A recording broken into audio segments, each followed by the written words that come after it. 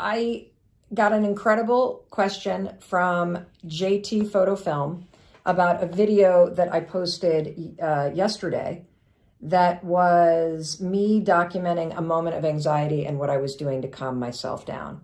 And JT asked this question about how is it that my husband, Chris, deals with my anxiety? Because anxiety is the most contagious emotion out there.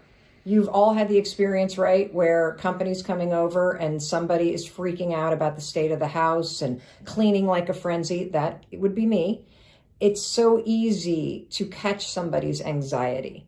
And so I wanted you, Chris, to address some of these questions, because the first question was, do you ever catch my anxiety when I get anxious? No. I think you get annoyed. At least not in the moment. How is it that you don't catch it? Because I catch our daughter Kendall's anxiety, or our daughter Sawyer, or our son's anxiety.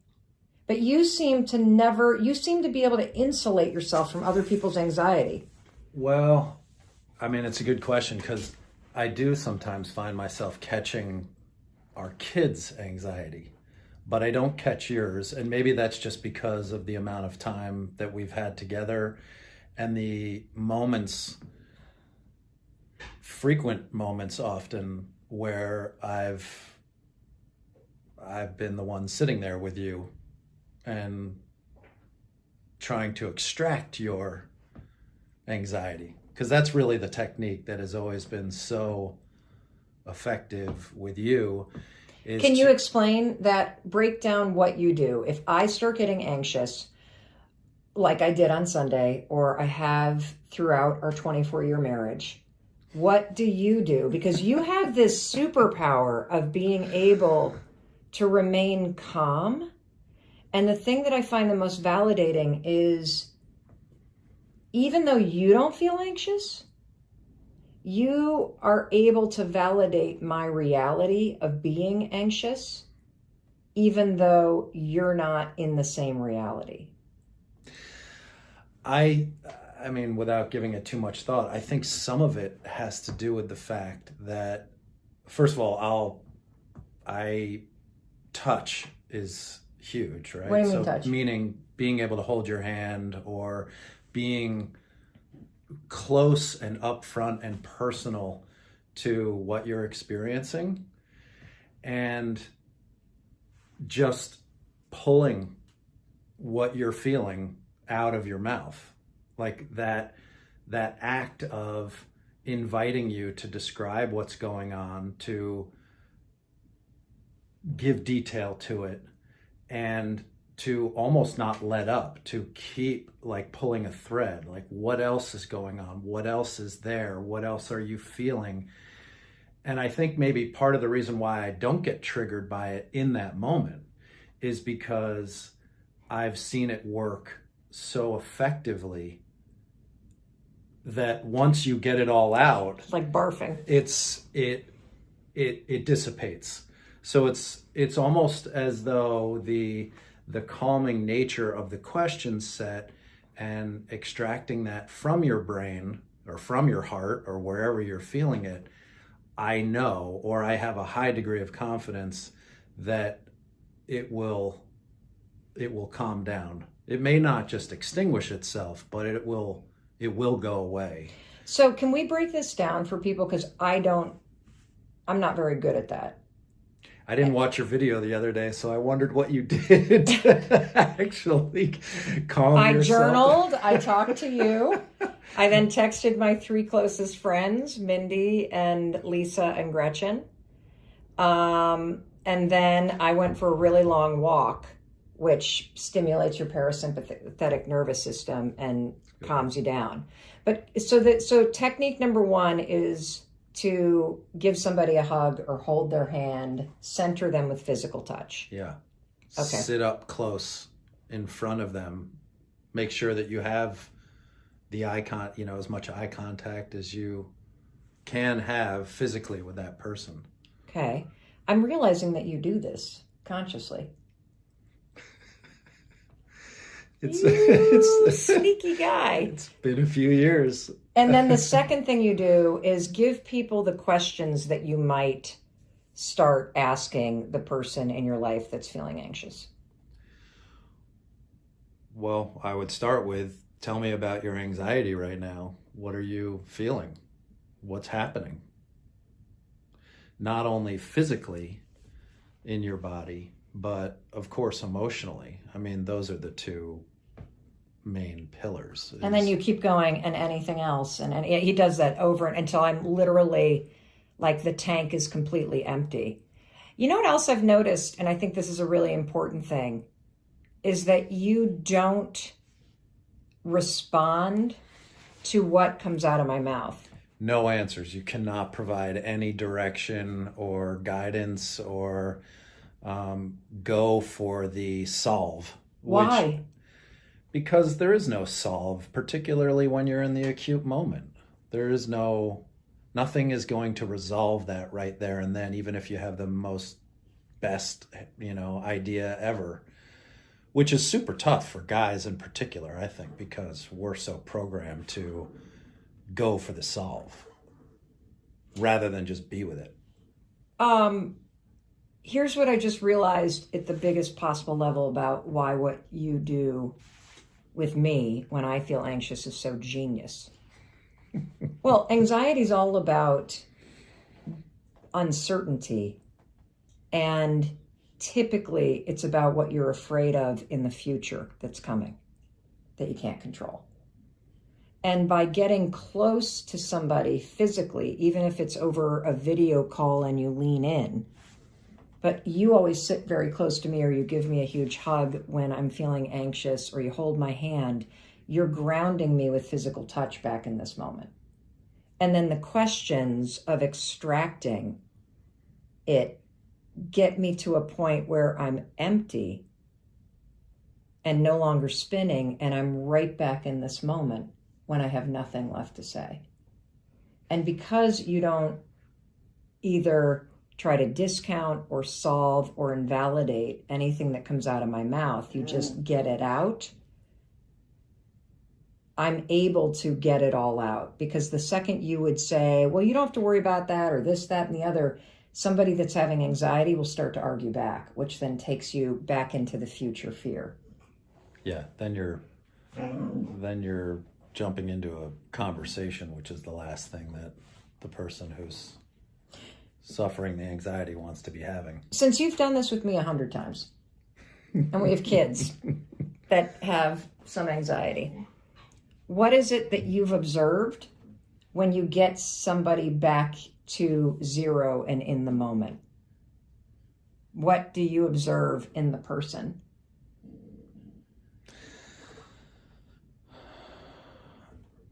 I don't know. I've never really thought about that. I think what I observe is what you just said, which is people coming back to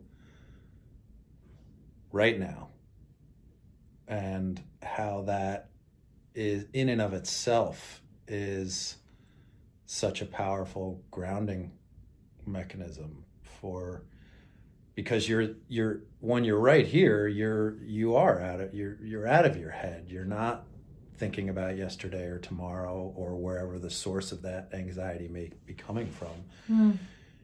You're present to your physical space and surroundings, and that, I think, I know it has a profound effect on calming it, not necessarily extinguishing it, but certainly calming it. I think that's your superpower. I really do. You are the most grounded, calm person in my life. And I wonder if it's the years of having a meditation practice and being a practicing Buddhist that has trained that skill in you. I think so. I mean, I've never sat down to think about where it comes from necessarily, but yes, in Buddhist tradition or practices, completely just being in observance and the act of deep listening, not just, opening your ears, but really listening for what is being said is totally, that's right up a Buddhist alley for sure. Wow. Now I know why our kids like you more. I'm more fun, but you're the one that grounds us all. So you have a question that I think the entire planet can relate to right now. Yeah. Which is difficulty focusing. So why don't you tell me first a little bit about your situation and the details around it and what you're noticing about your ADD and ADHD, okay? Yeah, well, I was diagnosed at 28. And so I've been kind of working with my own symptoms for years now. I'm 38 on Thursday, actually. Happy birthday. Everybody give some thumbs up and some hearts to Angie. She's celebrating a birthday in quarantine. Here we go. Yeah. And your present is a coaching session with Mel Robbins. That's exactly what I was going to say. This is the best birthday present. But then upon having kids, I have an almost 6-year-old and an 18-month-old, kind of taking on those responsibilities on top of your own ADHD. And then all of a sudden we started seeing symptoms in our almost 6-year-old around 3.5 of having ADHD. Like I would look at him and see, oh my gosh, that was me when I was his age. And it was just kind of building, and we had reached out to some doctors over. Let me ask you a question real quick. Yeah. So first of all, you get diagnosed with ADHD when you're 28 years old. Mm-hmm. What did you feel when you got that diagnosis? Relief. Okay. And how does ADHD present itself for you? Because what most of you don't realize is that ADHD in women and girls is very different than ADHD in men and boys. And that women are profoundly underdiagnosed. I was not diagnosed with ADD until I was 45 years old. And it was liberating to find out I wasn't crazy. I wasn't losing my mind. It wasn't premenopause. It was an attention and focus issue. And one of the things I want everybody to understand is, first of all, we're going to have a general conversation about focus, because whether you clinically have a diagnosis of ADD or ADHD, everybody is having trouble focusing right now. Mm-hmm. Every time, Angie, I walk through our kitchen and one of our daughters are down there. They're 21 and 19. They're both taking classes online because their colleges obviously got shut down. Every one of them is complaining to their friends, I've been upstairs all day. I haven't got anything done. Yeah. I'm sitting at my desk all day. I can't concentrate. I can't focus. Mm-hmm. What the hell am I doing all day? What is going on? And so the first thing I want to say to you, Angie, is that this is not a normal situation. Mm-hmm. And a normal response to an abnormal situation is to lose your focus and to feel anxious. Mm-hmm. And so what I want to know is, how is being in quarantine impacting your ability to focus? It's as if it's just compounded and amplified with my husband working from home upstairs, having to figure out our schedules between, okay, who's going to do the schooling and who's going to be working at that time, or if the only little break we get to go one-on-one with our 6-year-old is when the 18-month-old takes a nap. Okay, so let me just get the facts straight. You got your husband who's working full-time. Mm-hmm. You've got a 5-year-old that has some issues with ADHD. You've got an 18-month-old. Mm-hmm. You have a home-based business, correct? Mm-hmm. And is there anybody else in the house? No. And I should add, our 18-month-old he's in the immunocompromised category because he was born 7 weeks premature. So he was in the NICU for a month, and actually last September and October, he went to daycare like 6 times and had to be hospitalized twice with RSV and respiratory issues. Okay. So how is your 18-month-old doing today? He's perfectly fine. He's Okay. yes, he's on an inhaler twice a day, just as like protocol for his issues last fall. But it's also, that's part of the added fear for us is not only, are we in this situation, but we do have one of the people who is an immunocompromised member of our family. So we have to keep the grandparents away. Smart. And all of that. So it just feels really compounded. Given that you are quarantined, your husband's got to work full time, you got a home-based business, you got 2 kids under 5, one of whom has a compromised immune system, so you got to be hyper vigilant. Mm-hmm. Describe for me how this situation has triggered your inability to focus and heightened your anxiety. Well, yeah. And I really don't think I've had anxiety before now, really. I don't. Really? Yeah, I didn't really suffer. Like I was misdiagnosed with depression earlier on before I was properly diagnosed with ADHD. But I didn't really have anxiety before now. But yeah, this is, it's a whole different level of all of the fears. What are you afraid of? Describe them all for me. Let's start hearing the list. And if you can relate to this as you're watching me coach Angie, give us a thumbs up, or you can participate in this coaching by telling me in the comments, what are you afraid of? So describe kind of where your mind goes. What do you think about? What's the worst stuff you think about? What do you get anxious about, Angie? I think the thing I think of is we barely left the house, but my husband does have to go get groceries, and he actually suffers from anxiety, so he's actually wonderful about cleaning off all the groceries and making sure everything is clean before he brings it in the house. I mean, we've had a couple packages, things that we've had to order online that we've had shipped, we leave outside. So it's that fear of something just by chance getting in and making him sick, and not being sure where it's coming from. And where do you feel the anxiety when your thoughts start to spiral? Where do you feel it in your body? In my chest. Yeah, Okay. I feel like just this weight, like I can't breathe, and it just feels overwhelming. And what do you do when your chest starts to get really tight and your thoughts become very overwhelming? I just start talking.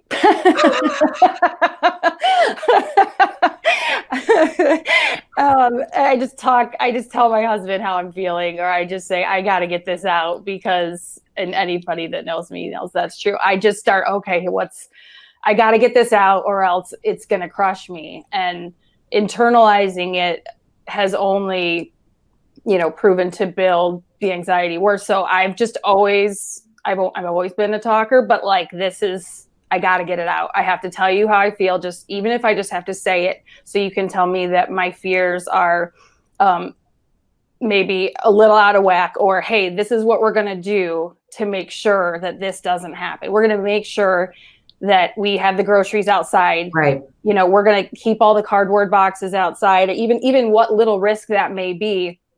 We're gonna take all the precautions. I mean, I think my husband, he went to the grocery store yesterday, and he's like, I'm getting everything for 2 weeks. And he was gone for like 3.5 hours because he was just being so careful with everything. And it's just that thing that you don't want to drop the ball and feel like you're safe for a second in the risk of something happening to him. And how exhausted are you? Oh, it's completely exhausting. Like I feel, I mean, I do get a little more sleep once we do all those things. Once I do talk it out, I feel like I'm able to actually sleep a little bit better. But yeah, it definitely, it pops up, and you just wake up and you think about, the worst case scenario happening. But I try to right there. The anxiety's right there with you as well when you wake up in the morning. Yeah. And most, if we're all home and no one goes anywhere, and it's fine. You know what I mean? It doesn't really present itself, but it's the, walking outside and going on a walk and, telling our 5-year-old, like, you can't run over to, that friend. Okay. So I want to handle this one thing at a time. So let's talk about the anxiety first. Okay. Okay. So it would be weird if you weren't feeling anxiety right now. Yeah. Mm-hmm. Yep. Okay. Yeah. And the reason why I say that is because feeling anxious, feeling afraid, feeling overwhelmed in a moment like this is a normal response. Yeah. And so a lot of times what happens when you start feeling anxiety is the anxiety itself becomes so overwhelming that you start to resist it and you make it wrong and you start to fear the anxiety, and resisting it makes it even worse. Okay. Mm-hmm. And so talking it out is one strategy. But the thing about that is your 5-year-old will absorb that energy Mm-hmm. from you. Yeah. And so your 5-year-old won't remember the specifics of this period of time, but your 5-year-old will remember how it felt to be around mommy. Yeah. And so one of the things that I want you to do is I want you to use this as an opportunity to start to train your mind to not go there. Okay. Mm-hmm. Because your husband's already being hyper vigilant. And what's happening is you're allowing your anxious thoughts to spin. And when you are talking them out, you're getting them out of your mind, but you are still giving them weight Mm-hmm. by now spreading all of this anxiety to your husband. Okay. Yeah. So here's a strategy that I want you to use. Okay. I want you to start to use this as a chance to catch your mind when you start to go into hypervigilance, which is a form of anxiety that a lot of people are feeling right now. Your safety and your family's safety is the paramount importance here. Mm-hmm. And you can bet on the fact that your husband, if he goes out every 2 weeks, is going to be doing the grocery shopping and being vigilant. And you can stand there with your spray bottle and spray him down with, your homemade sanitizer. But what you want to do is not allow your mind to go there. So there's two things I want there. Actually, I'm going to give you three tools I want you to use. I know you already know the 5-second rule. Mm-hmm. So when your mind starts to drift to, what are we going to do? What's your 18 months old name? Otis. What happens if Otis gets us? What happens if Otis has to go into the hospital? What happens if there's something on the milk carton and then it touches me and then I touch him and then Otis gets sick and then I'll never forgive myself and then we get there and there's no ventilator and then he's in the NICU and that is the moment that we got to stop down. So the moment you catch your thoughts going from one thought, did he wipe down the milk? Mm-hmm. Which is how it begins. Mm-hmm. And it starts going to the next one, because if he didn't, you're going to go 5, 4, 3, 2, 1. Okay. And we're going to stop it down because we're not going to allow ourselves to get hysterical. Yeah. You are allowed to ask him, is everything cleaned off? Do you need me to wipe anything? You're Mm-hmm. allowed to do that. Yeah. But you're not allowed to have your mind go nuts. Okay. Yeah. Super important. So that's number one. Number two, when you start feeling yourself stepping up the anxiety, you are really cleaning everything like crazy, or you're feeling that chest pressure come on. When that steps up, I want you to step out of the room for a minute. Okay. I want you to take control by removing yourself from the thing you're hyper focused on. Like, is there something that you do when you get anxious? You clean, you organize the, what do you do? Yeah, I clean. Okay. I organize, do laundry, something. Okay. Yeah. When you catch yourself doing anxiety chores, I want you to step away. I want you to step out, and I want you to 5, 4, 3, 2, 1. I'm not going to allow myself to get worked up about this. Here's the final thing that I think will help a lot. Telling yourself that nothing bad is going to happen does not work. Exactly. And the reason why it doesn't work is because when you say nothing bad is going to happen, it invalidates your fear. Mm-hmm. The best way to disappear fear that is supported by facts, because we all do need to protect our family's safety, and we all do need to be vigilant in terms of washing hands and cleaning stuff when we get it from the grocery store. So the fear is valid, but I don't want the fear to hijack you. So what you're going to say is, when you feel the chest tightening, 5, 4, 3, 2, 1, you're going to say, if something happens, we'll deal with it then. Yeah. Today, we're all safe. So can you say that with me? If something happens, here we go. If something happens, something happens, We'll deal with it then. We will deal with it when it comes, and we will all be safe. Yes. And what does saying that do for you? It just gives me the control back, which I think is like, I mean, like everybody feels like this is all out of our control. So if I'm saying that, then I take it back, and then the anxiety won't control me. Yes, because as weird as it sounds, anxiety is a coping mechanism. Because when you can't control all the craziness that's going on out there, you start to feel anxiety and you start to get nervous and your thoughts start to spiral. And whatever it is that you do, talking it out or folding laundry or focusing on your chest tightening, all of that worrying distracts you from the thing you can't control. And then it makes you focus on anxiety and getting control of anxiety. And so we don't want anxiety to be the thing that's controlling you. Using that mantra, hey, if something happens, we'll deal with it then, and we will all be safe. And today, everybody is great. Today, we're doing our part. And the today part's really important because it brings you back into the present. Anxiety is trying to hijack you and pull you into a scary future. Hey, no, if something happens, we'll deal with it then. Today, we're all safe and there's nothing that I need to concern myself with. So let's go to White Plains, New York, where Rivki is standing by. And I can't wait to talk to her. Welcome to the broadcast. Thank you for being here. And why don't you tell me, what can I help you with? Well, I think a lot of it stems, going back, I would say 20 years when I was sick with anxiety, depression. I was in the hospital. And I was okay on and off. I deal with terrible anxiety, especially it's more the health anxiety for me, specifically the health.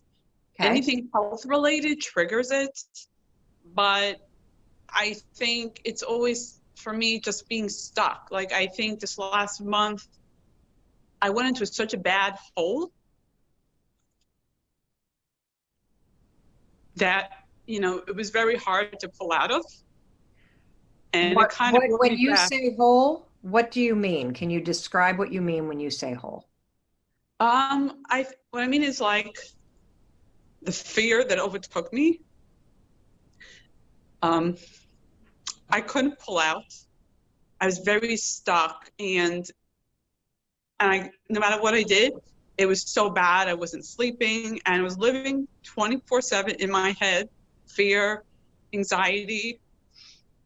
It was just taking over my whole life, and I wasn't functioning, and it brought me back to 20 years ago when I was not well, when I was in the hospital, and to have to ask my doctor to call the meds. But even the meds weren't helping because I was like, you're so far gone. And it's always the shame for me talking about it. For me, doing this was a step today because I'm always afraid what people are going to say, what people are gonna think because of this anxiety, this fear, and I'm tired of that. I'm tired of living like this. I cannot go back down this path. I refuse. Exhausting, I'm sure, and terrifying. It was exhausting and terrifying, and the fact that I'm alone in my apartment. So it makes it worse because I'm 24/7 with my thoughts that are just going around and around and around in my head between the anxiety, the fear, and then focusing on different body parts. Oh my God, this is hurting. What's going on? This is hurting. What's going on? And that sets off such a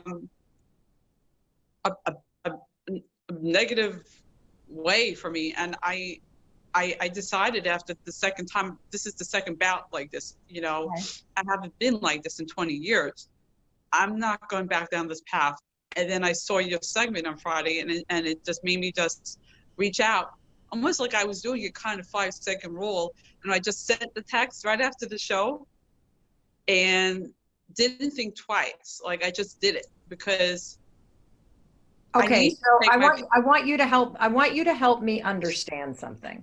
Let's go back 20 years. So 20 Sure. years ago, when you faced this health crisis and you were in the hospital, were you in the hospital because your anxiety and mental health issues were so Yes. bad that you needed to go inpatient? Yes. And I've never publicly disclosed this because I was always afraid, and especially I think from the community I come from where everything, you don't talk, and always, no one really knew when I was in the hospital. I never told anybody. People just, my family knew, some of my close friends, but otherwise I really was not talked about. So I Yeah. kind of it was just pushed over, and it was always that shame, and I did have a lot of shame with it, and sometimes I still do. And I judge myself for it. I judge myself for the emotions, and I don't want to live like this anymore. I want to take my power back. Yes. So first, let me talk about shame. So you probably know this, but in case somebody watching this doesn't know this, shame is when you make yourself wrong rather than the thing that's bothering you wrong. So Okay. instead of saying, I hate anxiety, anxiety is a bad thing, anxiety sucks, you go, I hate myself for having anxiety. I suck because I have this. And so what we need to do is we need to separate the fact that you're a person who has struggled with anxiety for a long period of time, and you need to separate that fact from the judgment of it, okay?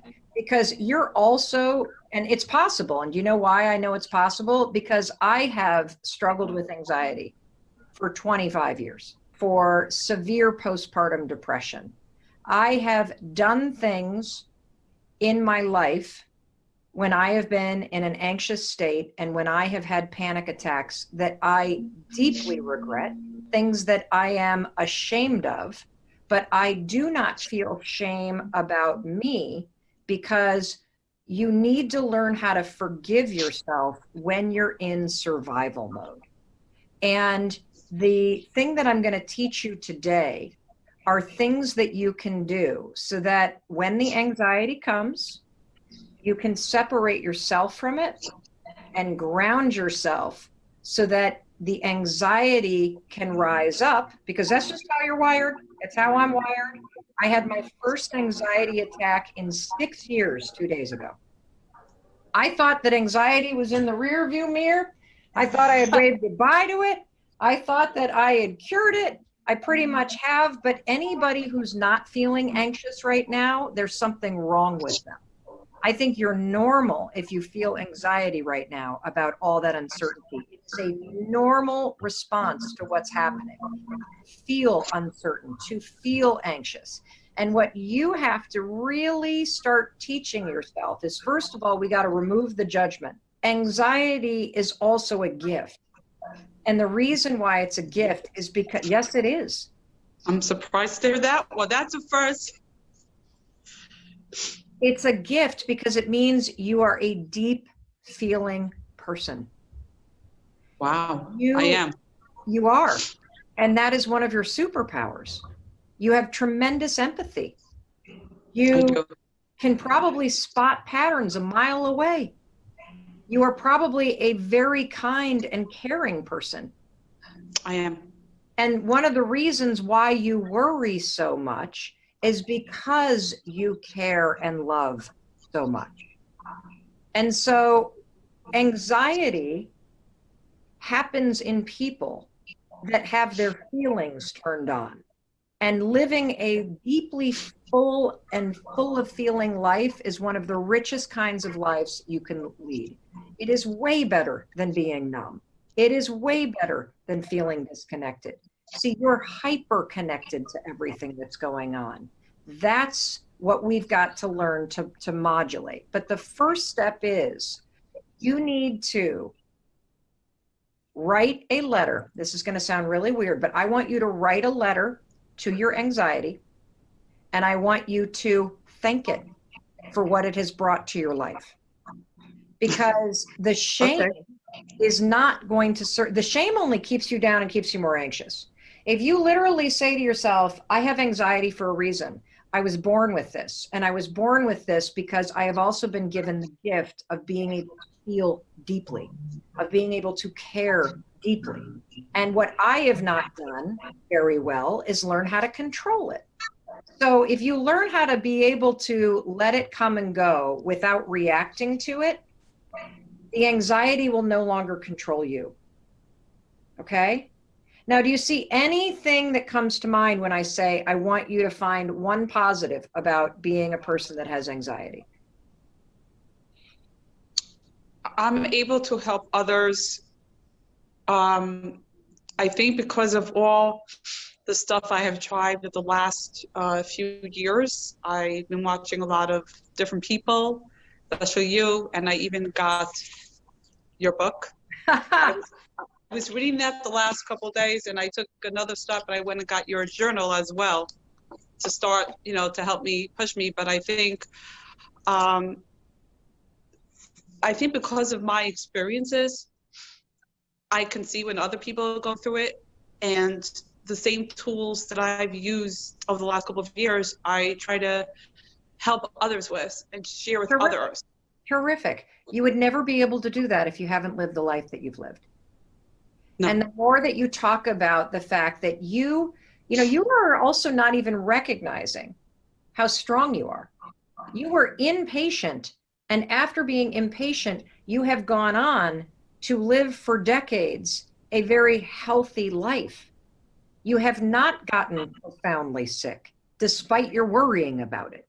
And so you have survived this, and because of this pandemic, every single trigger on the planet is right in your face. You told me at the beginning of this that your greatest fear is getting sick, correct? Yes. And why is that your greatest fear? It's actually something I haven't been able to talk about with anybody because, like, even my friends, Okay. over the last month, I've told them, we can't talk about the virus. We can't talk about it. Don't talk about it with me, because I get so triggered. Okay. Why do you get so triggered? Let's go back in time, because this has been an issue for you for a long time. Because I think that there's a big difference between emotional trauma and the anxiety response. And what you're dealing with is unhealed emotional trauma from something that has happened in your past. And you developed anxiety because you became hypervigilant about what happened to you, what you experienced. And I want to teach you why it's going to be really important for you to start using the 5-second rule and some other grounding tools to create some distance between the trauma that triggered you and your anxiety response to it. Okay? Does that make sense? Yes, I think if I had to go back and look at probably what triggered me, it would be two things that come to mind. Well, my mother died when I was 18 from cancer. So I witnessed a lot of her going through chemo and radiation as an early child, in my teens, when I was 16. And I think and then in 1998, almost dying from surgery. I survived that, being told on the operating room after I came out, it was a simple procedure. And then I was told that, oops, we just nicked your artery. We got to rush you back in. And they thought I was going to crash. Yeah. And they had me under really fast. And then surviving a car accident. Okay, so hold on. You got 3 things. Yeah. You got 3 things. And I bet what's associated with all those 3 things is that at some point you were told things were going to be okay. And you saw that actually didn't happen. Your mom probably tried to reassure you despite how worried you were about her, and she died from cancer. She was an amazing person. Yeah. I'm sure she was. Same thing happened with the surgery. And so what will never work for you, and what is probably very triggering for you, is not only a health threat, but people telling you you're going to be okay. because what's happened in your life is that that hasn't been true. So one of the things that I want to know is, when your mother was battling cancer, where did you feel the anxiety in your body? I don't know how much anxiety I was experiencing then. I think a lot of it came out after. Okay. Because I was young, didn't really understand a lot. We weren't told a lot. And I had a lot of sisters younger than me. So I was the oldest. So I had to, always be like, be the strongest. I think it came out years after, when I started having the first anxiety. Actually, I think I had, if I would have to go back, it was when I was 16 years old, was my first panic attack, when I had jaw surgery. And then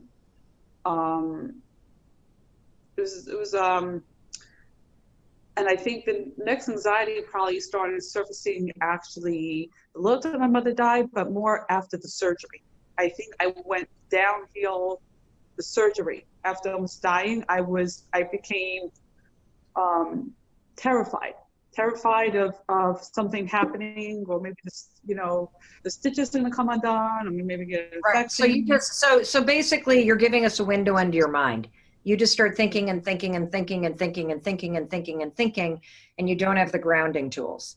And so I need to give you grounding tools, and I need to give you tools to be able to create space between the response to the trauma that you've experienced in your life and your anxiety reaction to it.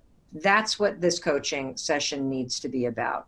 Because if we can create a little bit of micro distance so that you can develop the self-awareness and the mindfulness to observe what's coming up, but not react to it emotionally, you will be able to start to diffuse this anxiety. Here's the first thing I want you to do. I want you to go through your whole day today.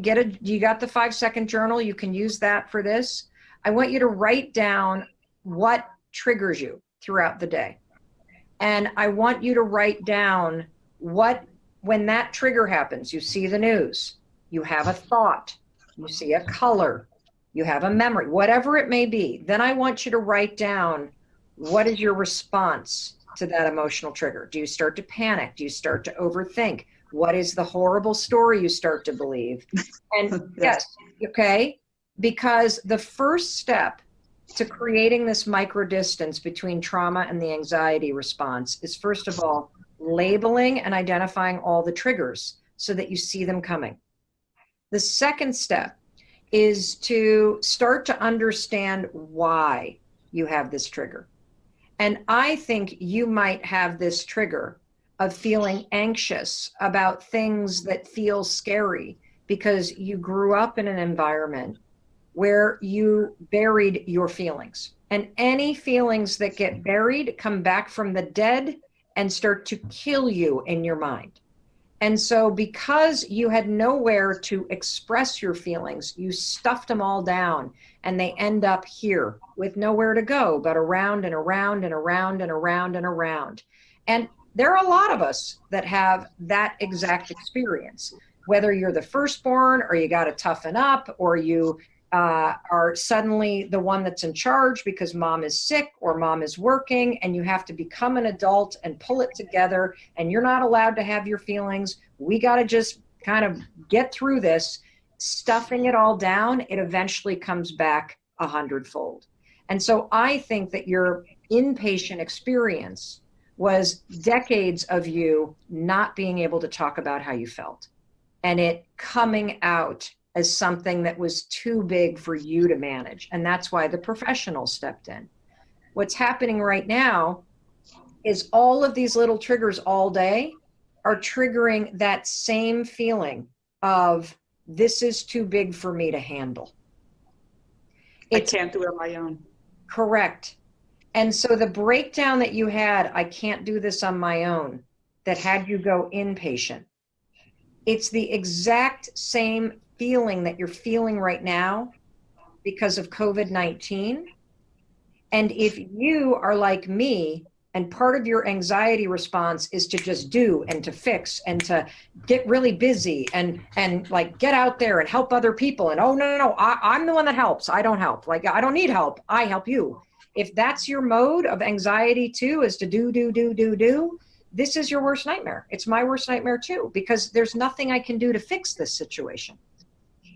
And so my coping mechanism isn't working in small ways. And so all of it starts to build up, and you start saying to yourself, I can't do this on my own. I can't do this on my own. I can't do this on my own. And that's where you're staying trapped. Did I nail it correctly?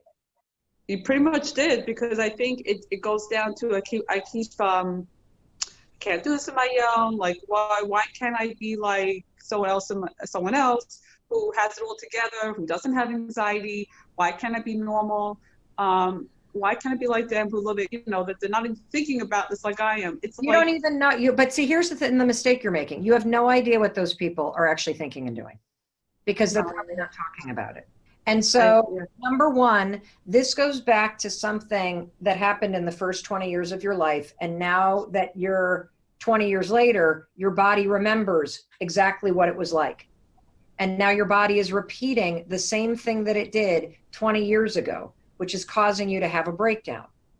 And so we're going to stop it. I'm sure you did, but you didn't.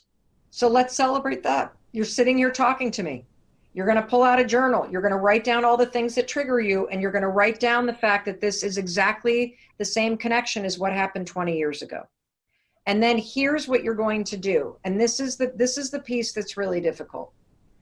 Is I want you then, once you identify all of them and you start journaling about the why and the connection to your past, when they start to come up again, you're going to count backwards, 5, 4, 3, 2, 1, to distance yourself from that trigger. And then you're going to observe, where does the anxiety come up? For me, it starts in my stomach, it rises through my chest. Let it come. Mine is in my chest. Okay, let it come. Here it comes. This is that thing I do. It's like a hot flash. Here it comes. And then we have to come up with a mantra that starts to settle you. And what I would say is, I would say something along the lines of, and we got to make this personal for you, something along the lines of, I can't control what's happening right now, but I'm going to get through it. Or I know I can't control what's happening right now, but today I'm safe. Or you could say, maybe I will get sick. If I do, I'll survive, because I always do. See, right when you say that, I get the fear. I feel the fear go right through me. Okay, so let it go. The fear, it's a hot flash. That's all that it is. It's a hot flash. What is it that you need to say to yourself?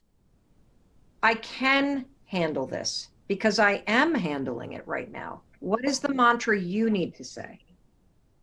I'm stronger than I think I am. Perfect. Perfect. I'm stronger than I think I am. I have survived everything that's happened to date. This virus has got nothing on me. It doesn't even know the badass bitch it's dealing with. Come and get me, man. Let's go. I like that. Yes, I like that you're laughing, because anxiety and trauma feels so serious. If you can kind of flip it a little bit and find the humor in your own humanity, in your own flaws, in your own struggles. Come and get me, fucking. You think you could take this shit down? Good luck. I'm going to the grocery store. Like, whatever it is. Because that is what's going to start to flip the response. Because what's happening for you is the fear rises up, and then in your mind, you're afraid of the fear. So that then triggers you to think and think and think and think and think. And why do you think and think and think? I'm going to tell you why. Because you were trained to not talk about your feelings. That's why. And I think I was also very shy, painfully shy as well, which didn't help as a child. So I didn't open my mouth, didn't stand up for myself. Well, and I'm sure if you did, somebody probably would have told you not to talk about that stuff. And so this is so common that we are not ever told or trained how to talk about our feelings. And feelings bottled up explode. You put them up here because you've been trained to. It's the only thing that you were allowed to do as a kid. And so we need to also stop the mental pattern in its tracks. And so you're going to use the 5-second rule. The fear comes up. You're going to say, what are you going to say when the fear comes up? I'm stronger than I think I am. No, I want something with a swear word in it. Cut that crap. Cut that crap. Cut that crap. I'm fine. Cut that crap. I'm stronger than I think I am. Cut that crap. I'm stronger than I think I am. Whereas my voice always tells me, cut it out. There you go. There you go. Cut it out. So that's what you're going to say to cut it off. The most important part, though, is practicing the distancing from the feeling in your chest to your thoughts. You feel the feeling? 5, 4, 3, 2, 1. Take a deep breath. Distance, that micro distance, and now you can say, cut it out. Cut the crap. I'm not thinking about that shit right now. I'm thinking about something else. Not allowed to think about that. I'm fine today. And if you have to do that 173 times, that's the work. And that's okay. Because the more you redirect your thoughts to cut the crap, I'm fine, I'm not allowed to think about that, the more you're going to train your own mind that I don't connect the fear with the thought. I feel the fear. I take a breath, I count backwards, I take a step away from it, and then I tell my mind, I'm not thinking about that crap right now. That is the work you need to do. The other work that you need to do is you need to sleep. I haven't been sleeping. Well, I'm not surprised. You need to move your body every day, stream a class online and move your body because you store all that in your body. Hugely important. Eating healthy food right now, hugely important. I've been doing that. Actually, one of the good things that came out of this whole thing is since I've been home, I cut sugar out of my diet completely. I've been doing yoga. I have a friend who does virtual yoga, and I've been doing that. Keep doing yoga every day. Practice the tools that I'm giving you. And when you feel the anxiety and you start to feel the shame and why can't I, remind yourself you would rather have deep feelings than be somebody who lives their life numb. That is no life at all. I like that.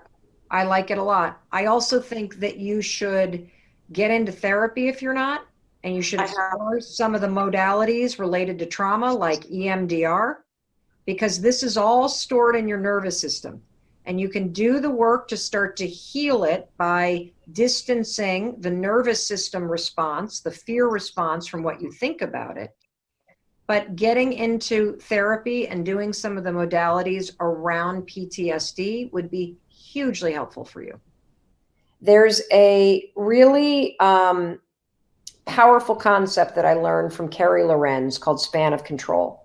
And it's being borrowed as a military term. And I'm going to tell you how I've used it, okay, in order to quiet the anxiety, because I don't know about you, but when I start to get anxious about all the uncertainty, I feel my heart race. I feel my mind start to spin. I start to think about what if this, what if that, what if the other thing, what if another thing happens? And that's not helpful.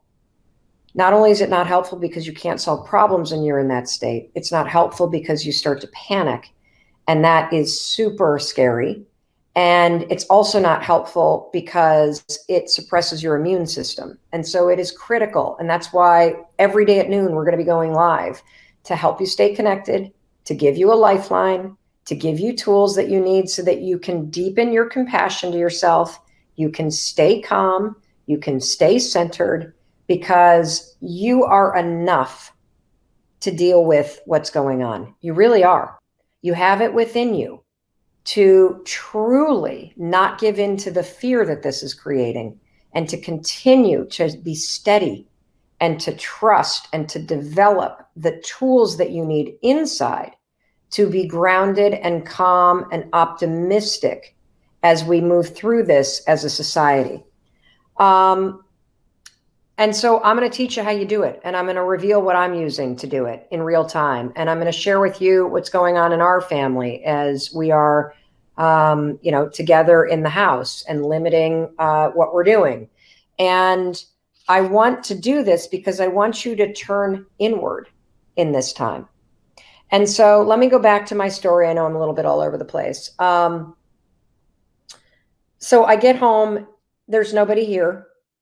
And in a time of crisis, where do you want to be? With your family. You want to be somewhere safe. And so borrowing this term span of control, what is it? Well, it's a term. Carrie Lorenz happened to be the first F-14 Tomcat pilot in the history of the United States. And she's one of my dear friends. And the military term span of control is this idea that when you're in a crisis, which you're in right now, because there's so much uncertainty, you're okay right now, but there's so much uncertainty out there. In order to calm your anxiety and focus your mind, you've got to narrow your span of control. And the way that I did that for myself is very simple. I want you to pick 3 things today that you need to do that will make you feel safe, and that will make you feel safe regarding your family or safer, and that will make you feel a little bit more prepared for being still or being isolated for the next 3 weeks. Let's just start there, okay? And I want you to write those in the comments. What do you need to do? 3 things in order for you to feel safe, in order for your family to feel a little bit safer, and in order for you to feel like you could be where you are or get to the place you need to get to, so that if you were just sitting there for 3 weeks, you were going to be good, okay? Just focusing on those 3 things was super helpful for me, because it meant I don't need to worry about whether or not they're grounding domestic air travel right now. I don't need to worry about whether or not Walt Disney is closed. I don't need to worry about what's going to happen in May or June. Already my talk show's been canceled. Already I've had numerous speaking events canceled. Already my kids' colleges have been canceled. Already all kinds of stuff has happened. But I don't need to worry about that, and neither do you. You need to worry about what's one step you can take in order to feel safe, what's one step you can take to make your family safe, and what's one step you can do to be prepared. Those 3 things are within your span of control. Again, we don't know if society is prepared, but you can be prepared mentally. So what did I do? First of all, to keep myself safe, I made sure and got to Trader Joe's, and I stocked up, not selfishly, not crazy tons of stuff, but just enough so that if we needed to, be here at the house for up to 3 weeks, that we would be fine. The second thing that I did is I immediately got Chris and Oakley and my daughter in California on planes. They're all flying today and will be home tonight.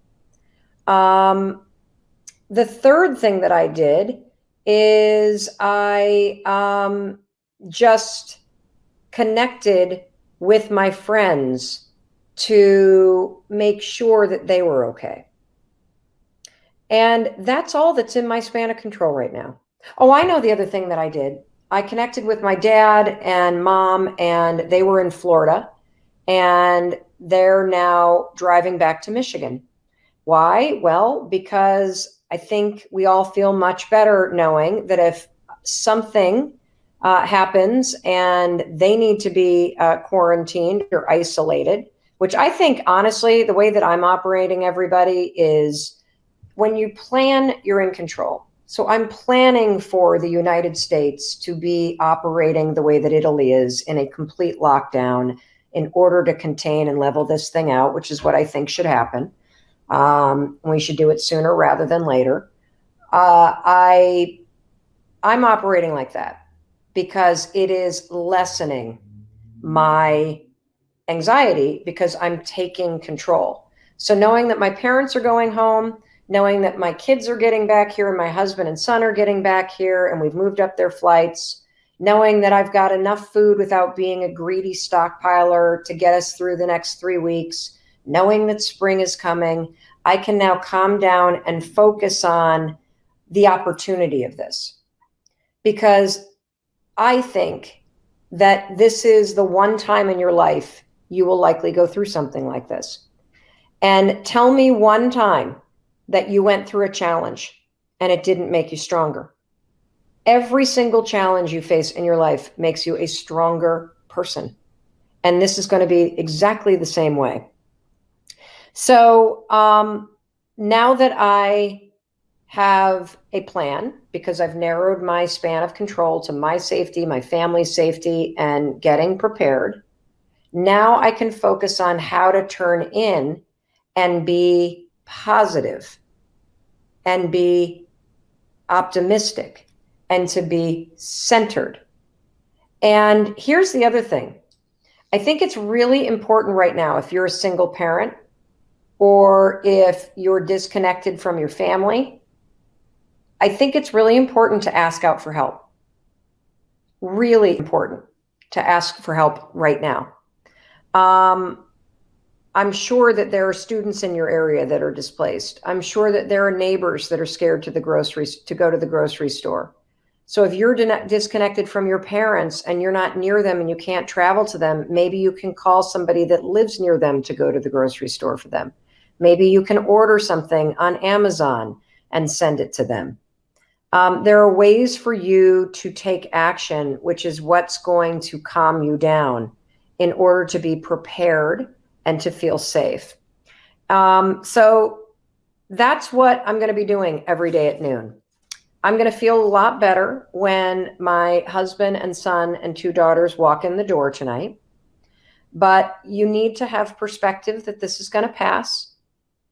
You need to be patient with everybody that you come in contact with. And once you've handled your safety and your family's safety and you feel that you've prepared yourself to be able to be quiet and to be isolated for 3 or 4 weeks, now you can turn inward and start to look at this as an opportunity. Because I honestly think it is an opportunity. It's an opportunity to not get lost in fear. It's an opportunity to go through this with your spirit and your compassion and your kindness leading you. It's an opportunity for you to deepen your connections with yourself and with your family members and with your friends. It's an opportunity, if you are a small business, to think about innovating. And it's an opportunity for you to do some of those creative projects, to slow down a little bit, to invest in your growth by reading more and by taking on projects and being with your family. And if right now you're scared and you're alone, this is a moment to ask for help. I am going to walk you through step by step how I am using cold exposure therapy or polar plunges or ice baths to learn how to heal a dysregulated nervous system. And so what we're going to do is we are going to invite you to ask questions. I'm going to teach a little bit, and then I am going to walk you through, and you're going to see me live as I climb into a barrel of 34-degree water. There's my husband, Christopher Robbins. I'm going to climb into this barrel of 34-degree water, and you're going to watch me go from a state of high stress, high anxiety, high panic in my body, and I'm going to breathe myself from the inside out. I'm going to calm my nervous system. And so if you have questions about anxiety, does it really work? Yes, it works. You see, when you are somebody that feels waves of anxiety, there are 2 things going on. Number 1, when you feel a wave of anxiety, how many of you feel waves of anxiety, or you have somebody that you love who feels waves of anxiety, right? A wave of anxiety is just your nervous system sounding an internal alarm. That's what a wave of anxiety is. Your nervous system believes that something around you requires you to pay close attention. When that wave of anxiety hits, there's a number of physiological things that happen in your body, namely all of the blood gets pulled from all over your body and goes to your major organs. Your thoughts start to hyperfocus. Your heart starts to race. Your stomach starts to get, in knots. And that's all just a chemical and physiological response to the fact that your nervous system thinks that there's something going on that requires you to pay attention. Now, the problem for me when I was really struggling with anxiety is the second that I felt a wave of anxiety, so many of my thoughts would start to spin. And because my body was feeling this wave of anxiety, this fight or flight feeling, my thoughts would start to go, oh, fuck, oh, fuck, oh, fuck, oh, no, no, no, no, no, no, no, no, no, I don't like this, I don't like this. And because my thoughts would start to spin, the wave would get more intense and the wave would start to crash more and more. And so there are two things that I'm going to teach you today. Number one, when a wave of anxiety hits, I want you to understand your body is just starting to go into a default mode. This is called your sympathetic nervous system. You have two nervous systems, your sympathetic and your parasympathetic. Sympathetic is fight or flight. It's the, oh my gosh, it's the wave. It's normal to feel waves of anxiety, everybody. It's normal to wake up and feel anxious. It's normal to feel a wave of anxiety after you've been drinking. It's normal to feel a wave of anxiety if you're walking to work and you hate your job. It's normal to feel a wave of anxiety if you're walking into a restaurant and you're about to meet somebody that you don't feel really emotionally safe with. Your body and your nervous system is sounding an alarm. Pay attention. Doesn't mean danger, just means pay attention. Anxiety becomes a real problem, and you're hanging out with a woman who struggled with anxiety for 30 years. Anxiety becomes a problem when that wave, which is normal, sounding the alarm, pay attention, signals your mind to start racing, okay? And so, number one, I don't want you to freak out when you feel a wave of anxiety. Go, oh, don't say I am anxious or I have anxiety. Say, oh, I feel a wave of anxiety. When you label it as a wave of anxiety, you can now distance yourself from it and you can now manage riding the wave. Because what happens with all waves, everybody? They go up and then they come down. Everything that goes up eventually comes down. And so when I see those of you in the comments going, yep, every single day at work, Mel, I'm feeling a wave of anxiety. There's something up at that job that's making your nervous system go, pay attention. Pay attention. And so that's why you feel on edge. That's why you're like, ah. Now, the second thing you're going to learn today is you're going to learn that once you label, oh, I feel a wave of anxiety. Okay. I just want you to say, label, I feel a wave of anxiety. The second thing we're going to do is we're going to control your thoughts. And you can control your thoughts through your breathing. Okay. I'm going to teach you, you're going to breathe in for 8 seconds and out of your nose. Okay. Now, I'm going to invite you guys to please ask questions because I am about to climb into this ice barrel. I see questions about how am I able to deal with it without medication? Well, that was a process. I will make another video about that. And everything, again, everybody, that I'm about to show you, this is not medical advice. I am not a therapist. I'm not a licensed doctor. I am a woman who struggled with anxiety for 30 years. And using the 5-second rule to get control of my thoughts by interrupting them. YOLO. And by learning a lot about my nervous system and learning how to recognize a wave of anxiety and not let my mind freak me out when it happens. Not escalating it with my thoughts. That was step number 1. And step number 2 was using lots of different techniques to be able to recognize when I go from a state of feeling on edge and stressed out and fight or flight and feeling that wave to being able to breathe myself and soothe myself into a state of being calm, quiet, confident. You can see me putting my hand on my chest right here, the vagus nerve. This is the on-off switch between your anxious and your, I'm looking for something to show you. You're anxious and your fight or flight,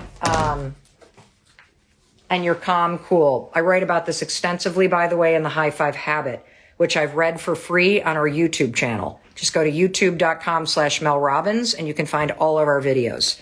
But today I'm going to show you what I do with the cold plunge because you guys have had so many questions about it. And we're going to be doing a lot more content about this because I don't think it's possible to truly love and enjoy your life if you feel like at any moment anxiety is going to hijack you and ruin your life. And that was me for 30 years. And I finally started taking control of my thoughts. And then I learned how to take control of my nervous system. Now, here is Chris. Let me tell you what's making me nervous. Chris is actually in a vest and a hat. Is it that cold today? Well, I don't know how long we're going on here, but I'm going to be warm. Okay. So you guys can ask videos. And I'm about to go into a ice cold barrel. Now, first of all, does anybody have any questions about why cold exposure has been helpful for me for anxiety? And by the way, cold exposure can be taking a shower every morning and then finishing your shower by turning the water to the cold setting and standing there for 15 seconds and then 30 seconds and then a minute. Cold exposure could mean climbing into the ocean or a lake when it's really cold or a river where it's really cold. Cold exposure, guys, could mean pouring your bathtub full of just cold water and then climbing in it. And the reason why I do cold exposure, I was introduced to it. It could also be without water. You could just sit in the snow. You could strip down and be standing out in very cold temperatures. And so why do you do this? Well, Chris and I got interested in this because we kept seeing the Wim Hof videos, the dude that's always sitting in the snow with the beard and the cool accent. So we took a workshop. Chris is a certified yoga instructor. He's a Buddhist meditation instructor. He's a soon-to-be death doula, hospice volunteer. This guy's Zen. Me, not so much. I was really interested in it because I wanted to see, could I train myself to go from a state of panic into a state of calm? And could I sit in a safe situation, namely an ice cold barrel of water, and breathe myself into a state of calm when the situation around me was freaking my body out? And so the answer is yes, you can. And it has helped immensely. And so I'm going to give this to Chris because he's going to film me as I go out here. So we're going to step outside, everybody, to, oh God, it's cold, to Vermont. Okay. Welcome to Southern Vermont. Okay. So here's the barrel. So one of the things, oh my God, you filled this up, Chris? Chris put it to the top. Shit. Okay. So the thing is that there's three actual benefits in terms of anxiety. So number one, every morning when I wake up, I know that I'm going to climb in this when I'm here in Vermont. And I already dread it. How many of you have things that you dread in life? That you think about it and you immediately feel that wave of, oh, I don't want to.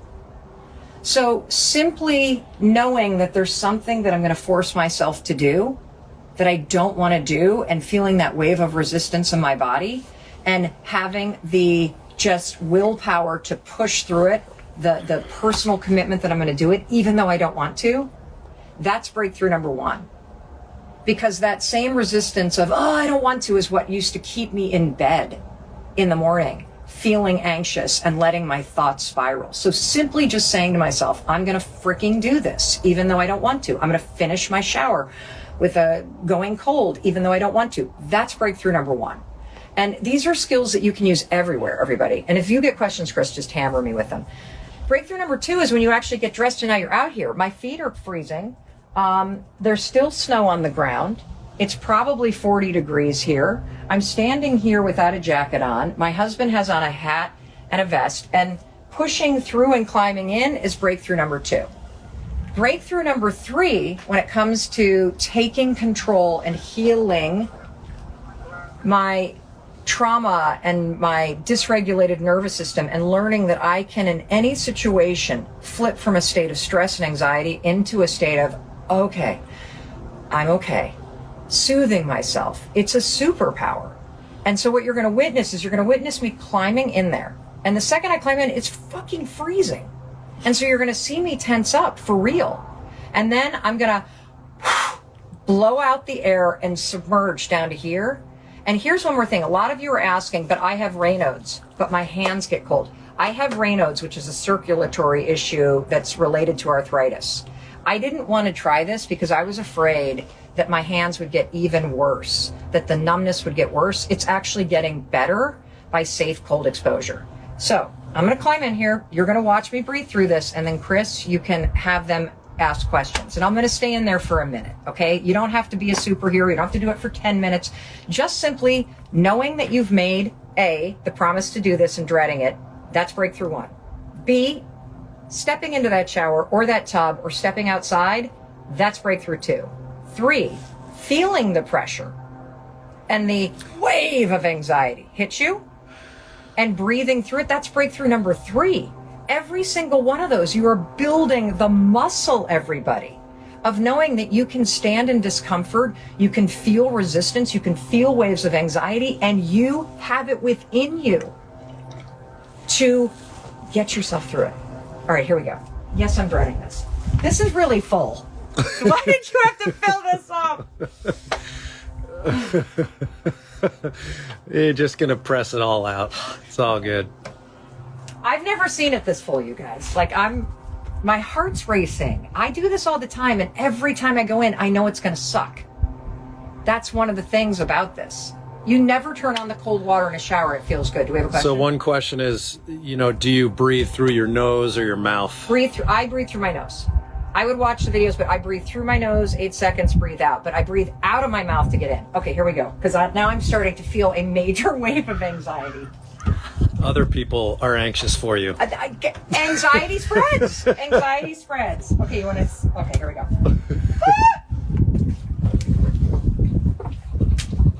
Holy shit. Holy shit. Okay, I feel like...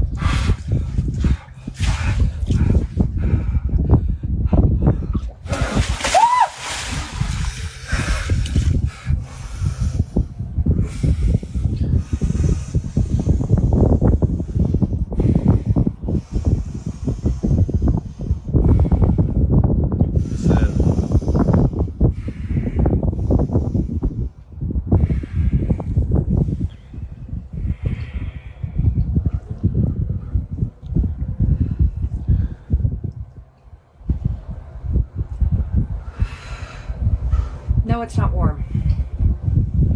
It's freezing.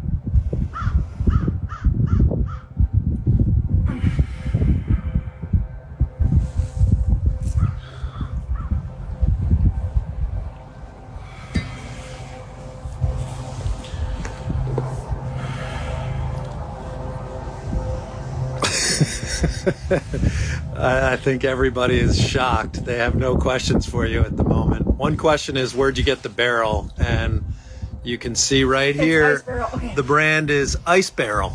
You can find it online.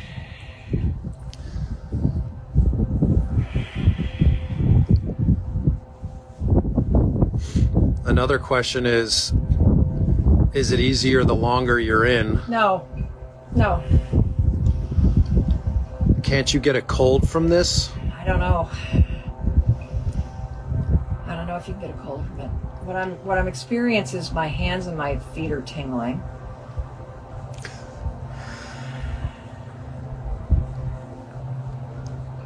My skin feels super tingly, like pinpricks all over it.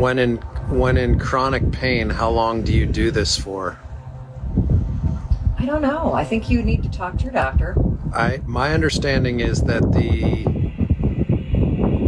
anything between 2 and 5 minutes is maximum required, because after 5 minutes the value sort of dissipates. I've actually never been in it longer than 4. I typically stay about 90 seconds. What happens the longer you stay is that you're like, when I first got in, you guys, there was this moment when I was in labor with our first daughter where the contractions were so scary and my heart was racing and my mind started to spin. And I thought, I can't do this, I can't do this, I can't do this, I can't do this. And thankfully, the medication. Is it hard to calm your breath? In the beginning it is, but as you noticed, I went from really labored breathing in and out of my nose to signal to my body that I'm okay and to shut my fucking mind off. How come you are not shivering? That's your breath controlling your body, right? I'm shivering in the water a little bit. But did you guys notice that like 30 seconds in, I went from like really labored breathing to being pretty calm? I mean, I'm not enjoying this, but my body's calm. I don't feel any anxiety. I feel discomfort. I mean, it's freaking freezing in here, and I'm starting to shake a little bit, but I'm not feeling a wave of anxiety. My heart's not racing. My thoughts are basically at the mountain. Like, look at that view, you guys.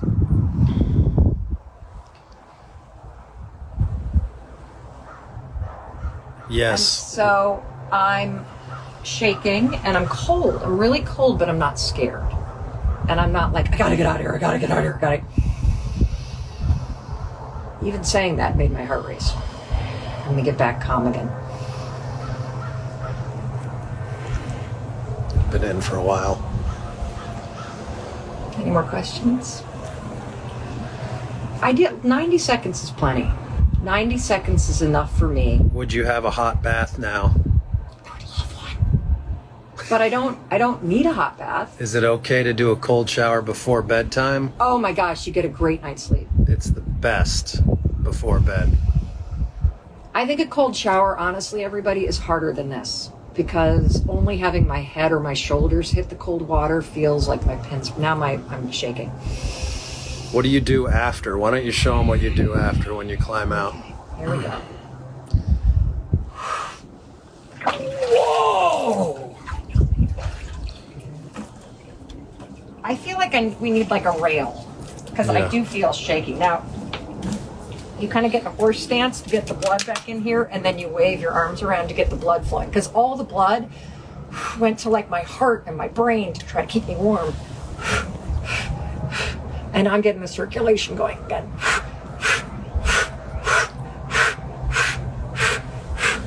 Activate. Now see how red my arms are? That's the blood coming back in. And you know, ironically, I'm kind of warm. Let's go inside because need to get a towel. Woo! Do you have any other questions? Other questions while I'm soaking wet? Other questions? How many minutes for a beginner? I tried to just do for a minute. Not in the shower. For the shower, I did 30 seconds. The first time Chris and I did it, though, you guys, we did it with like in a workshop. So they wanted us to go 90 seconds. But if you have a friend there supporting you, try to go for a minute. And I didn't bring my hands down for a long time, but now I put my hands down and I shove them in between my thighs, which are basically like meat mittens. I just give a work on there. There's a lot of questions about can you have a heart attack, and if I had open heart surgery, can I do this? You have to talk to your doctor, everybody. If you have any concern about your health or your heart or stroke or any kind of health condition, please talk to your doctor, and please do this with somebody who's supervising you, who's been trained in cold exposure therapy, just to be safe. Is it okay to do this daily, like therapy? Yeah.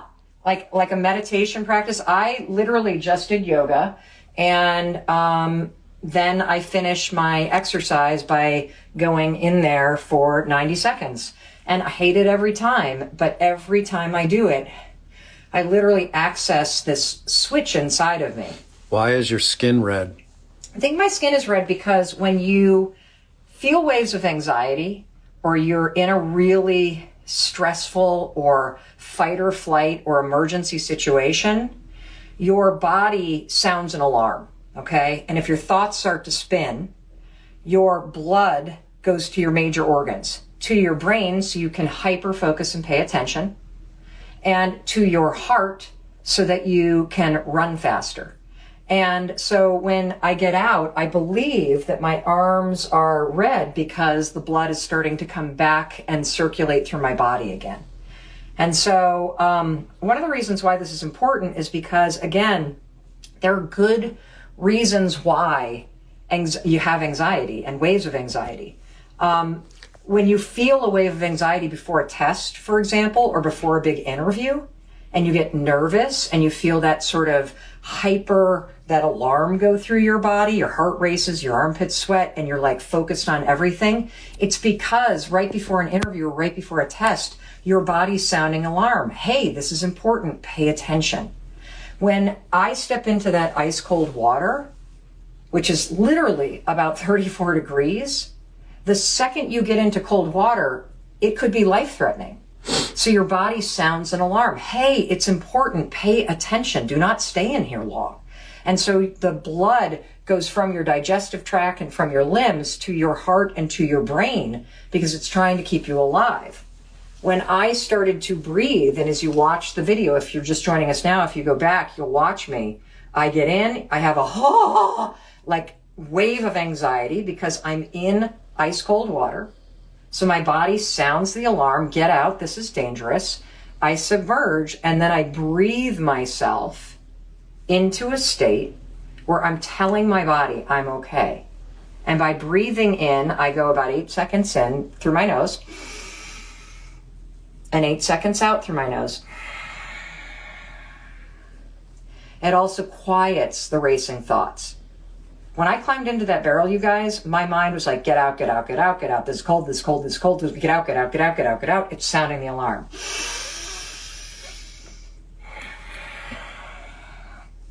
As long as I'm focused on my breathing, my thoughts aren't racing. It's pretty amazing how this is a technique you can use to take control. And I think even without the cold exposure, when your thoughts are racing, put your hands right here on your vagus nerve. This is an on-off switch between your fight-or-flight nervous system and your parasympathetic nervous system, which is the calm, cool, grounded in your body nervous system. Put your hands right here and just breathe in 8 seconds.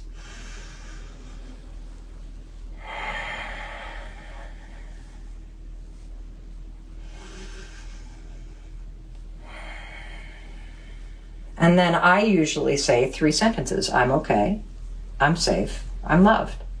And if you just keep doing that over and over, breathing in and breathing out to interrupt the racing thoughts, pressing on the vagus nerve to signal to your body that you want your resting nervous system to flip back on. And if you say, I'm okay, I'm safe, I'm loved, in that moment, it's true. All right, I think that's it. Any other questions? How's the Raynaud's when you get out? Normally when I grocery shop, my hands turn white. And my Raynaud's has gotten better because of this. I never would have believed it. I'm the kind of person that literally, guys, when I reach in and grab French fries out of the freezer at the supermarket and I pull it out, my fingertips are numb. When I hike or ski, my toes are white.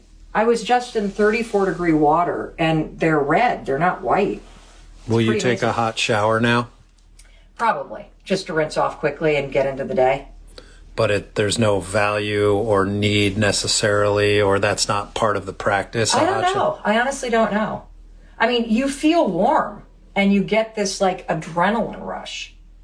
If you've ever jumped in cold water, I grew up on Lake Michigan in Western Michigan, and they used to cut a hole in the ice and do these polar plunges for charity. When you jump into cold water, your whole body's like, woo! And so you get this like adrenaline rush. And so I wouldn't need to, but I just kind of want to rinse myself off. That's all.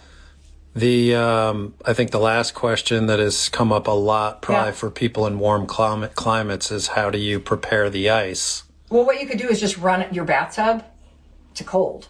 And if you want to like make it really, really ice, just buy a bag of ice at the gas station and throw it in there. But honestly, just freaking tap water that's cold is cold enough.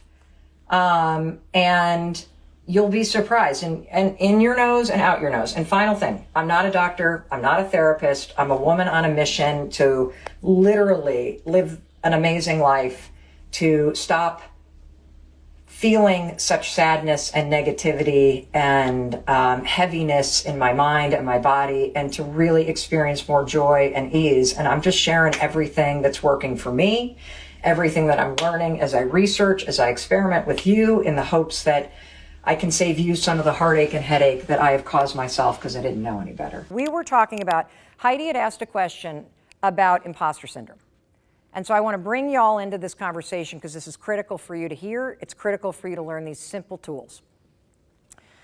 That as she's successful, as she's making stuff happen, she has this nagging voice in her head that's like, you don't deserve this. This is going to get taken away. You're an imposter. People are going to find out. Like this nagging thing that is beating her down, even as she's trying to rise up. Can you guys relate to that? Okay, terrific. And so, well, not terrific. I don't want that voice in your head, but I'm glad that you can relate to what we're talking about. So I'm like, we got to go to war with that voice. And I want today to be a line in the sand where you will look back on today and you'll go, okay, there was a before I heard this conversation and there was an after. And so the first thing that I want you to do is I invented something called the 5-second rule, where you count backwards, 5, 4, 3, 2, 1. It's a little brain trick where it interrupts all the nastiness and the patterns and old habits here that hold you back. And by the time you count backwards, 5, 4, 3, 2, 1, you awaken this part of your brain.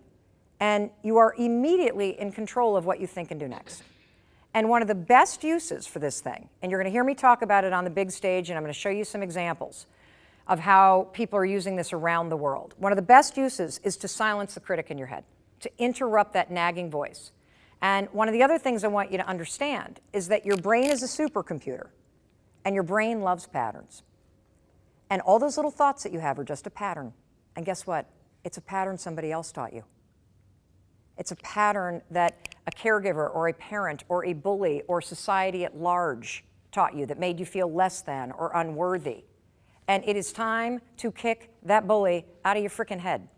And the thing that's important about this, and this is like hand-to-hand combat with your own mind, is that if that pattern is not broken and replaced, that pattern will repeat. And for some of us, what I've started to realize in my own life is that I'm just repeating thought patterns that my great-grandmother had and my grandmother had, and then she taught them to my mother, and then my mother said them to me. And I have an opportunity to end that garbage. I have an opportunity to speak to myself differently. And so step number one is I need you to recognize that. So how many of you in the back row are tracking with what I'm saying? Give me a hand in the air so I know. Okay, great. Second thing, when you notice, oh, there's that thing again, you're going to count backwards, 5, 4, 3, 2, 1. That is the second part of this. So we're going to notice it, we're going to count backwards to interrupt it, now we're going to name it, okay? So I want you to close your eyes. I've already asked everybody in the room to close their eyes. Think about that nasty, awful, disgusting, oh, I hate, ugh, kind of thing. You can make it funny, you can make it gross, you can be a real person, and I want you to think of a name that we're going to call this voice. When my son was struggling with anxiety, he called anxiety Oliver. And he made Oliver look like a big old pimply 8th grader who was miserable, right? And whenever the voice would come on, he would go, all right, Oliver, you're not invited to the sleepover. I'm going to go. Oliver, I'm not taking you to school with me today. And there's a lot of science behind this because by naming it and picturing something, whether it's broccoli, somebody in the room said she hates broccoli, so the voice is broccoli, you distance yourself. This is the power of objectivity. So, right here, what's the name of your voice? What is it? Ollie? Ollie. Okay, great. Right here with the pins, cute pins, yes. Maria. Maria's the voice? Okay. Maria, get out of here. White blazer. Tomatoes. Okay, excellent. She hates tomatoes, apparently. And here's the thing. Have any of you ever had a puppy? Okay, great. Have you ever tried to train a puppy on a leash? Right, and the puppy just wanders all over the place? This is another analogy for your mind. Think about your thoughts and your mind like a puppy on a leash. The best way to get a puppy to calm down is to just step on the leash. That's what we're doing. When your mind starts to wander and tomato and broccoli and, Maria and Bob show up, 5, 4, 3, 2, 1, get out of here, Bob. That's how you're going to step on the leash. You're going to pull your thoughts right back to your own. And then you want to replace it. You want to replace it. And you can replace it in the beginning by just saying, I'm not thinking about that. You're not going to talk to me like that. Okay? Awesome. Because if you allow that voice to stay, it will just continue. And as you get more and more and more successful, you will take that voice with you. And you will never truly reach not only your potential, but you will also not have the fulfillment and happiness that you deserve. And it begins with what you're saying up here. And we all do it. You're not alone. If I were to put a speaker on everybody's head in here and turn up the volume, you wouldn't be sitting here. We'd all be on an inpatient unit somewhere because, like that, the way we talk to ourselves is really awful. Really awful. I agree, right? Yes, exactly. Okay, another question. Thank you for that. Right here. I'm going through like a little existential crisis, I would say. I'm trying to decide between what I need and what I want. Oh. Earlier, like 5 minutes before I came in, I got the job opportunity that I applied for. However, the job that I have now is what I love doing, and that's why I changed my major. But the job that I was just offered and I accepted will help me pay for rent and living more than the job that I have. And it's like, I can take both jobs. So I have 2 jobs now, but it would mean that instead of working 20 hours, I'd be working 38, and I'm a full-time college student. And Yep. I don't want to burn myself out, but at the same time, I don't want to not pursue what I have now because I need to make ends meet. Yeah. Living-wise. Yeah. Okay, it's an excellent question. How many of you can relate to this? Yeah, the conflict between what your heart longs for versus like what is the responsible thing to do.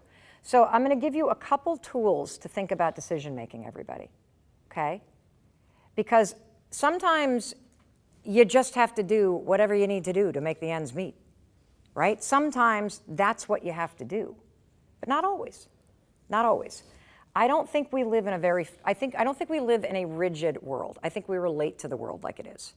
And so one of the tools I use a lot is I try to switch myself from an either or mentality into an and mentality.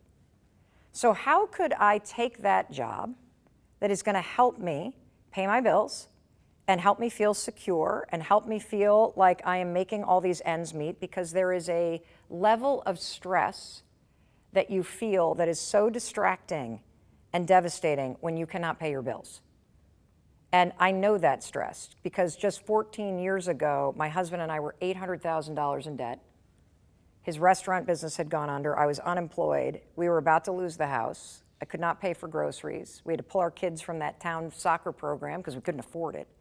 And the stress was so excruciating that I literally couldn't get out of bed. In fact, that's how I invented the 5-second rule. I would lay in bed every morning, and the anxiety was like a gravity blanket. And I would stare at the ceiling, and my mind would just spiral. It's like I did not know to step on the leash. I did not know what to do. And so this whole 5, 4, 3, 2, 1 came during a rock bottom moment. Like I knew I needed to get out of bed. I just didn't know how. And so the counting became the how. And so what I want you to do, though, is I want you to think, is there a way to do both?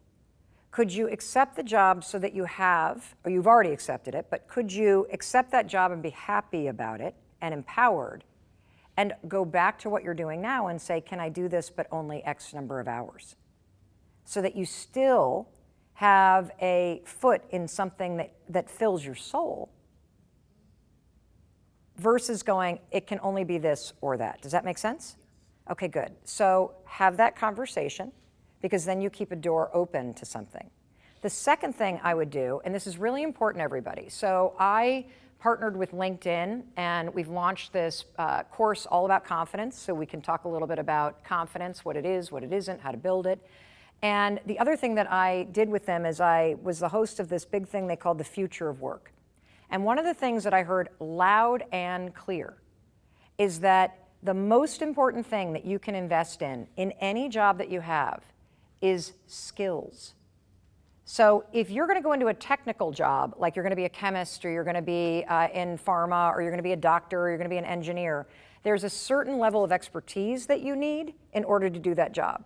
But the vast majority of jobs, of businesses you might start, of all the things that you might do, are all about skills. Can you speak in public? Can you present your ideas? Can you write something? Can you sell somebody on an idea? Like skills, can you connect with people? Are you inspiring and uplifting with people? Skills that you can learn on any job. And so the second piece of advice I'm going to give you is this. I want you to think about, what is it about the job that you have now that really fills your soul? The opportunities it gave me, like the job I have now is how I got here with the cauldron on the rise, and it's opened so many doors for me. And it feels like I can almost feel you getting emotional as you think about it. Yeah, it's what made me change my major. I was a political science major, and then I got the programming job that I have now with SGA as a public relations officer. Amazing. And now I switched my major to communications with a concentration in sports business management, because I love planning events and stuff. Amazing. And that's why, even though it's fun and it doesn't pay the bills, it doesn't, but it's fun and it makes me happy and it alleviates the stress of having to make ends meet. the other job, which is not as fun, will make ends meet. Yep. And the stress of not having to worry about rent every month, especially the way the housing is working. Yeah, yeah.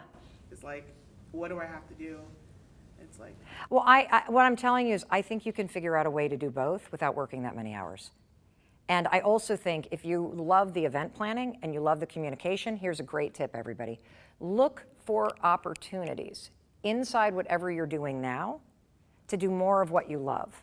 So every job, even if it's boring as you know what, they need help with social media marketing.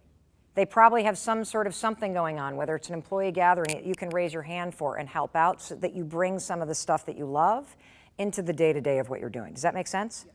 Awesome. And here's the final thing.